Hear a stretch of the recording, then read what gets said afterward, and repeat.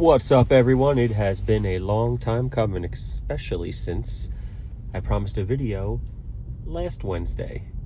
I'm going to need to not make promises on timelines for videos because unfortunately I don't have time to prioritize it, and I shouldn't lead people that follow me and give them a false sense of when something's coming out. So I won't be doing that from now on. Anyway, welcome to the next video. A stream of consciousness about Vtubing, Jelly Hoshiumi, and a little bit about the Civil Rights Act. I'm sure you want to hear this straight up elite chud's opinion on the Civil Rights Act, terminally online, so you know I know all things. As far as Vtubing, I've been into Vtubing since the year of 2020. I used to watch clips of Japanese VTubers, but never really got into it. However, when HoloLive, the first generation, came out, I got into it. I became a big fan of Gargura and Amelia Watson. I found them fun to watch.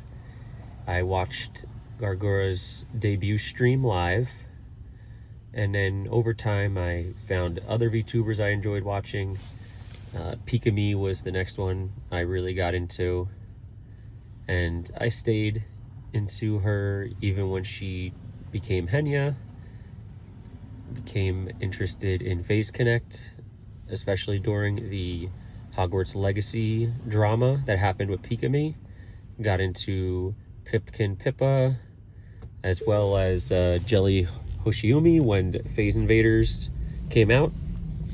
And then probably the most recent VTuber I really got into was Koseki Biju, and right now, up until recent happenings, the only ones I still really followed, I did forget to mention I also enjoy Saba after Gura graduated, and Gura graduating was the last live I caught live. I've been watching VODs since then, and even before then I pretty much only watch VODs.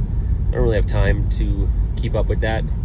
I have other priorities, and VTubing is just a fun side thing for me. But recently, as many of us already know, Phase Connect, the Uber-based company that backs their talents no matter what, totally decided to throw Jelly under the bus when she made a very normal, very rational post complaining about the leftist activism in the educational version of Minecraft. And what's funny is people keep saying, oh, it's teaching history, civil rights, that's the educational version of Minecraft. What do you expect it to do? And my response to that is, it's leftist activism, masquerading as education, being put into a children's game. It wasn't just teaching about the Civil Rights Act, civil rights leaders, well-known black contributors to society. It was pushing leftist politicians, leftist agitators, make good trouble. Come on. We know how the leftists make good trouble. They riot. They cause problems. They loot. They steal. They impede law enforcement. And then when they accidentally hit one of those law enforcement and get themselves killed, everyone acts like it's a big tragedy. Moving on. Phase Connect decided to have Jelly delete her tweets. Maybe she deleted them on her own. We don't really know. But fine. You know, I get it. The leftists started harassing her and harassing the company, as they usually do. People that have never seen VTubers in their life came out of the woodwork to start spamming, telling her to kill herself, I'm sure, and the company, as they typically do. And then when they get that back, all of a sudden it's a big problem. But anyway, Phase Connect decided to not just have her delete her post, or if she deleted it, whatever. Phase Connect decided to publicly apologize, and in their apology, they alluded to Jelly being a racist, a bigot, and hateful. Now, they didn't directly say that. Some people say they were just saying they don't want those kinds of people in their community, but the context of the situation, it was a pretty obvious allusion to her being that, and Phase Connect has never really done that. Even when one of their massive leftist talents, Clara, I don't really know anything else other than she is a leftist freak and also tried to get into the Japanese porn industry as a white, maybe mixed Canadian, and she failed. But shout to Asmongold for exposing that one.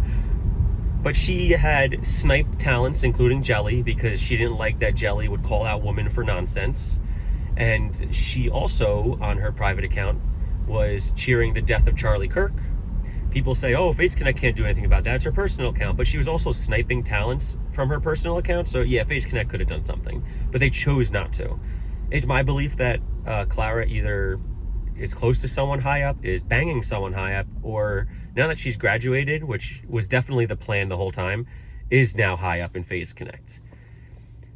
So Face Connect lets Clara do what she wants.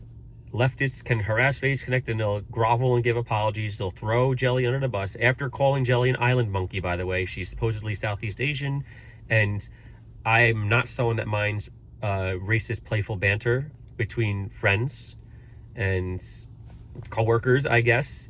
Now it's a really bad look because they are crying about racism, but they called Jelly that, and oh, it's no problem at all. Then Jelly finally streamed again, and in her stream she did an apology in the beginning. She claims it wasn't pushed by management, that it was her own decision, and I don't know how much I believe that. I believe that management has been having their talents now do crowd control. Lumi was attacking fans that were mad at management, but she never complained about the leftists harassing Jelly, and as they continued to harass Jelly, in her most recent stream, she recommended a self-help book or something, and they were calling it a Nazi book, and calling her a Nazi, and all this, and saying her apology wasn't enough, and Lumi had nothing to say about them, but people mad at management's handling of the situation with Jelly, Lumi was attacking. So, I'm pretty much done with Face Connect as a company as a whole. I don't need to watch these streams. Pretty much the only two streamers I watch now are Biju and Saba. Jelly I will continue to support through her Moon Jelly persona and account, because that directly supports her as opposed to giving money to Face Connect and they get a nice cut out of it and then get to continue doing the nonsense that they do. So that's kind of where I'm at with this whole thing. It was silly. You had centrists out there saying, oh, if you were a real fan, you would just listen to Jelly. Yes, I know, the company, the corpo making her apologize and try to run damage control for them. Yeah, I'm going to continue supporting that company. When I can support the talent directly without going through a massive corporation that only cares about money and making sure leftists are placated. No, thank you. But this leads me to the Civil Rights Act, because the Minecraft educational DLC, whatever, about the Civil Rights Act, the Civil Rights Act is largely a piece of legislative nonsense. It's just giving the government more power. It's just disenfranchised Black Americans further. Black Americans as a community were actually stronger before the Civil Rights Act. During even Jim Crow, which was wrong, they were stronger. They had stronger families. They were financially more stable. They committed less crime. Now, people will point out they still committed more crime than whites on average. That may be, but they were still much more of a boon for society than they are now as a community. Because, of course, I judge individuals, and there's plenty of Black individuals that are amazing people and obvious boons to society. But in aggregate, as a whole, they are not, based on the stats. So the Civil Rights Act is one of the main reasons for that. Before the Civil Rights Act, we did have Jim Crow laws, and those did need to go away. They forced segregation. If a private business wanted to allow Blacks to purchase their goods or services with whites, etc., they weren't allowed to. Local, state, national government all had a hand in forcing segregation. All of that should have ended. I agree with that. If the Civil Rights Act ended there, perfectly fine. The problem is it went much further. First of all, Civil Rights Act made voting easier. And if you know me and my dislike of democracy, I'm not going to talk about how democracy shouldn't exist right now, but if democracy is to exist and to be functional, you literally cannot make voting easy for everyone and as widespread as possible, because too many people are too stupid, or they're too selfish, or they just don't know because they aren't capable of knowing because they're just trying to make money in their life. I'm sorry. Someone who isn't informed and is just working a 9 to 5 trying to make money for their family, they really have no place to be voting. They don't know what's going on. They're just hearing clips from politicians and making a judgment on that. So what the Civil Rights Act did was heavily restrict the use of literacy tests. Now, of course, the reason they did that is because Black Americans were historically kept from certain institutions to learn. And so their claim was, oh, well, that's not fair because it's restricting the Black American right to vote. And my response to that is, well, let them gain literacy and then they can vote. Not, oh, let's just make it easier for people who are ignorant to vote. That doesn't make any sense. So technically you can still use literacy tests at some level, but it's like pretty ridiculous the hoops you'd have to jump through, so they just don't do it. Honestly, I think there should be IQ requirements and civics tests, as well as, are you a tax burden or a tax boon? Those are also what I think should be requirements. And maybe if someone's a veteran, they can nix some of those requirements because they serve the country, etc.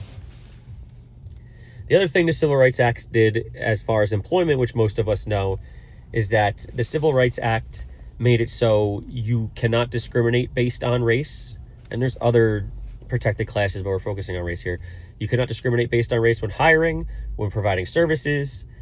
If you are a place of public accommodation, like a movie theater or restaurant, you can't deny service to anyone based on race or protected class. And honestly, obviously, I disagree. I'm a libertarian, and I believe in freedom of association is of higher value than, oh no, it's not fair. This guy's being mean to this type of person. We have to force him to associate with people he doesn't want to associate with. Listen, if a black movie theater owner only wants to open a movie theater for black people, he should be allowed to. If a white person only wants to do it for white people, he should be allowed to. If a baker doesn't want to bake a gay cake, he should be allowed to not bake that gay cake. At the end of the day, forcing people to integrate is just as bad, if not worse, as forcing them to segregate. Other things the Civil Rights Act did was desegregate public schools. I don't really care that public schools are desegregated. If the government is to run something, I actually do agree the government should not be biased based on certain protected classes. Like, that makes more sense to me, but delving into the private sector, the reason the government wanted that was because now the government has more control over the private sector. People don't understand that the Leviathan is always seeking power and control, always seeking to sink its tendrils into whatever it can. And with the Civil Rights Act, it was able to significantly sink its tendrils into the private sector. But that's my short stream of consciousness hot take on civil rights. If I wanted to get more in depth with more rational and expand upon things I've said, go into each part of the Civil Rights Act more, I would make a script. Always know that in these streams of consciousness, it's just me blabbing. Right now I'm in my car doing my side hustle, which is why you have not seen me in my absolutely based chud thugged out outfit that many people have recently expressed jealousy at. My amazing swords and guns. You will be getting a screenshot throughout these videos of me in Inner Mongolia, and it will be of one of my plushies, which is Jelly Hoshiumi, and too bad for you, my wife doesn't care about my plushies, and neither do you.